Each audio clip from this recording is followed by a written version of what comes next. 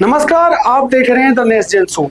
एक ऐसा शो जहां हम आपको देश और दुनिया की सबसे बड़ी और महत्वपूर्ण खबरों के बारे में बताते हैं।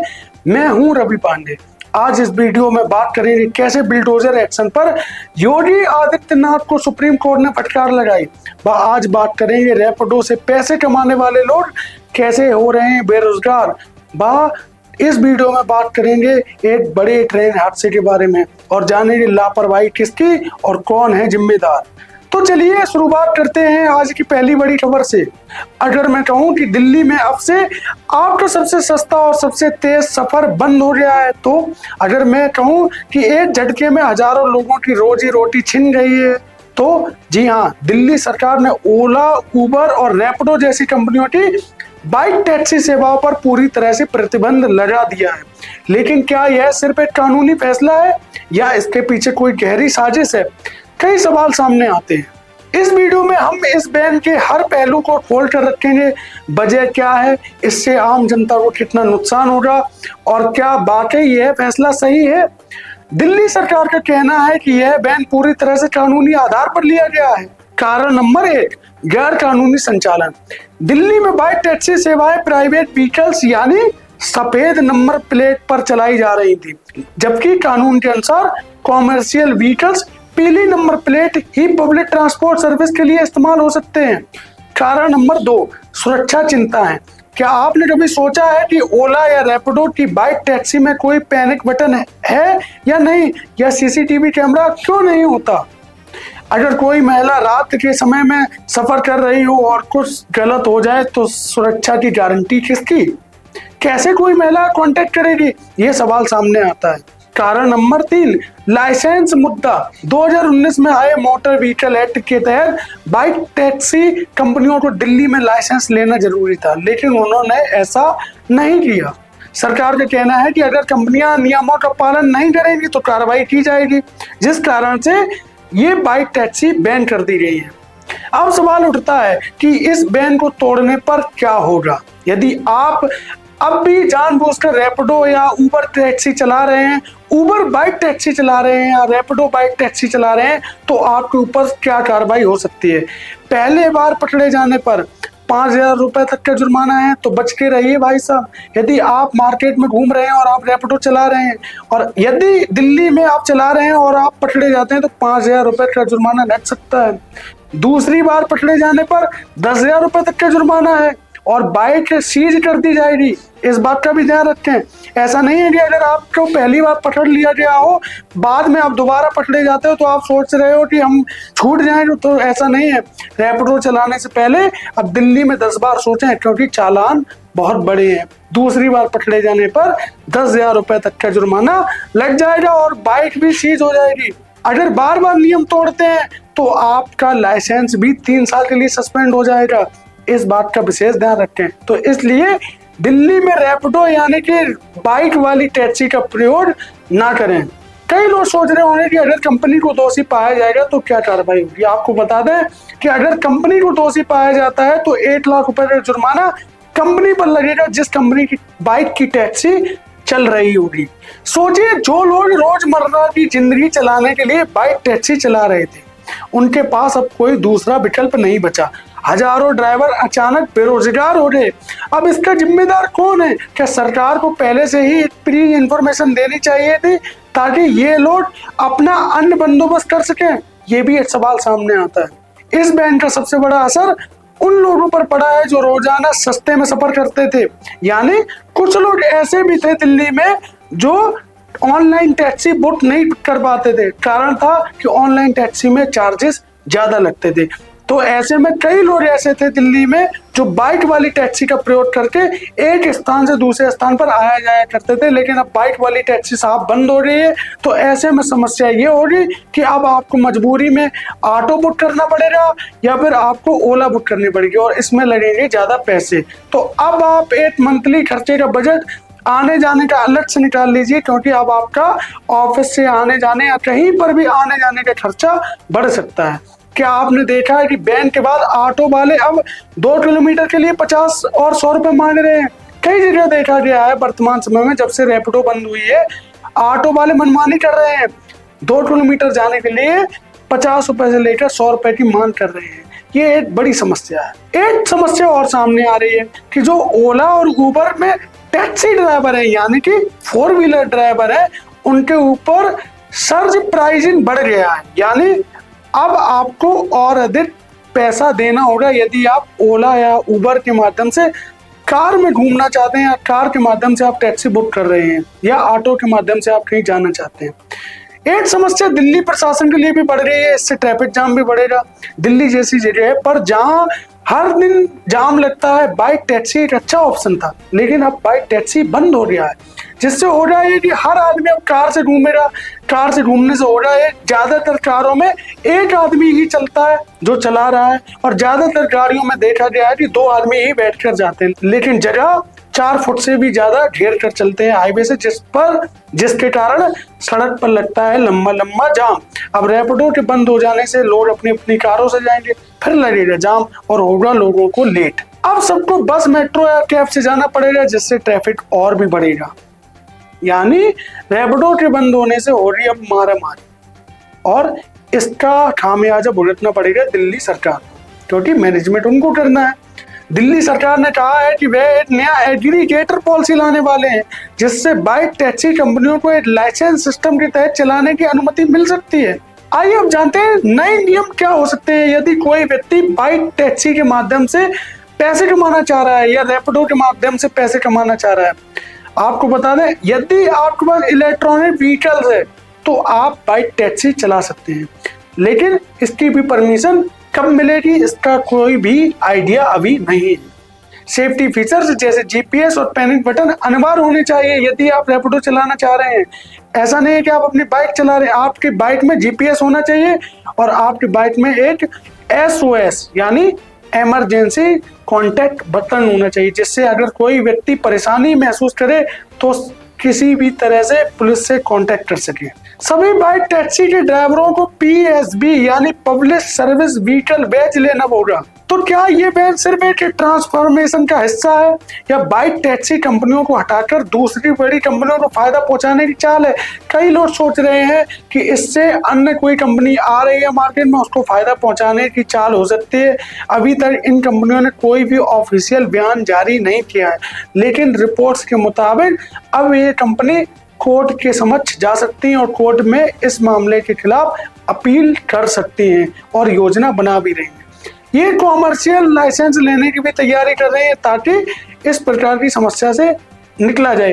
कारण क्या है, अचानक से रैपिडो बंद हो जाने से रैपिडो कंपनी को करोड़ों रुपए का नुकसान हो रहा है, क्योंकि एक रैपिडो राइड से या एक उबर राइड से, बाइक टैक्सी की राइड से कंपनी को 30% से लेकर 20% तक की कमाई होती है। यानी कि अगर कोई टैक्सी वाला 100 रुपए का भुगतान करता है तो इससे होने वाले कंपनी को 20 रुपए का प्रॉफिट होता है। आने वाले समय में हम ये कह सकते हैं कि इलेक्ट्रॉनिक वाहनों के साथ सर्विसेज फिर से शुरू हो सकती है, लेकिन इसकी उम्मीदें अभी कम है। एक तरफ सरकार कहती है कि यह जनता की सुरक्षा के लिए जरूरी था, लेकिन दूसरी तरफ आम जनता और ड्राइवर इससे परेशान है। तो क्या यह फैसला सही था या गलत? आपका क्या कहना है? क्या सरकार को बाइक टैक्सी सर्विसेज को वापस लाने के लिए नियमों में बदलाव करना चाहिए या ये बैन जरूरी था? अब बात करते हैं झारखंड ट्रेन हादसे के बारे में। क्या यह हादसा एक सामान्य दुर्घटना थी या इसके पीछे कोई बड़ी लापरवाही छुपी थी? 2 मालगाड़ियां एक दूसरे से टकराई, 2 लोगों की दर्दनाक मौत हुई और 4 लोग घायल हुए। लेकिन सबसे बड़ा सवाल, यह हादसा हुआ कैसे? जिम्मेदार कौन है? क्या यह महज एक तकनीकी गड़बड़ी थी या एनटीपीसी और रेलवे प्रशासन की लापरवाही थी? क्या इससे पहले भी ऐसे हादसे होते रहे हैं लेकिन हमने ध्यान नहीं दिया? इस वीडियो में हम आपको बताएंगे इस घटना के पीछे की पूरी सच्चाई, कैसे यह हादसा हुआ और इसके पीछे जिम्मेदार कौन है और कौन कौन से कारण हो सकते हैं। इसका असली जिम्मेदार कौन है, एनटीपीसी या रेलवे प्रशासन? क्या यह हादसा रोका जा सकता था? और सबसे बड़ा सवाल, क्या भविष्य में भी ऐसे हादसे होते रहेंगे? इस वीडियो को अंत तक देखिए, क्योंकि हमारे पास है वो तथ्य जो आपको किसी और अन्य न्यूज चैनल पर नहीं मिलेंगे। झारखंड के साहिबगंज जिले के बरहेट क्षेत्र में एक भीषण ट्रेन हादसा हुआ जिसमें एनटीपीसी की 2 मालगाड़ियां आपस में टकरा गई। इस हादसे में दोनों ट्रेन ड्राइवरों की मौके पर ही मौत हो गई, जबकि 4 अन्य लोग गंभीर रूप से घायल हो गए।